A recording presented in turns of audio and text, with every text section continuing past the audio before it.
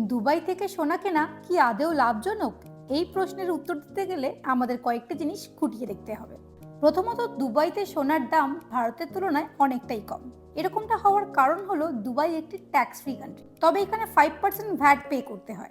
অন্যদিকে ভারতে সোনার ওপর ইম্পোর্ট ট্যাক্স ছাড়াও আরো অন্যান্য অনেক রকম ট্যাক্স লাগানোর পর সোনার দাম দুবাইয়ের থেকে অনেকটাই বেড়ে যায়।